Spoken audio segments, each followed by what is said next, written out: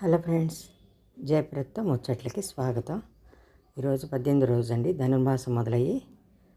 ఆ పాసురం యొక్క అర్థం తెలుగులో మా గోపిక హైమావతి గారు చెప్తారు, వినండి.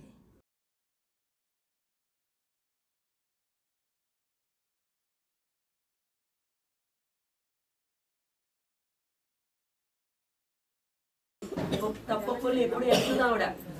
అందుకని నీలాదేవిని ఈరోజు ప్రార్థిస్తున్నాం. ఈరోజు చాలా ముఖ్యమైన పాత్రం. నీలాదేవిని బ్రతిలు వాడుతున్నాము. ఆవిడని వర్ణిస్తున్నాం మనం. కేశపాశాలు ఎంతో కైలా వెలుగలుతున్నది. ఆవిడ చేతులు మందార పూలాగా ఎంతో సుకుమారంగా ఉన్నాయి. బలమైన, గర్జించగలి, శక్తివంతమైన దాన్ని సంహరించిన ఒక భగవంతుణ్ణి మన యందు కరుణ చూపించమని వేడుకుంటున్నాం. ఆమెను తలుపు తీమని అడుగుతున్నాం.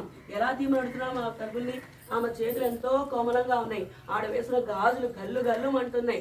అలాంటి ఆవిడ బయటకు వచ్చి నీ చేతిలో తలుపులు తెరిచి అయ్యా యొక్క ప్రార్థనను మమ్మల్ని అందరినీ దీవించమని కోరుచున్నాము.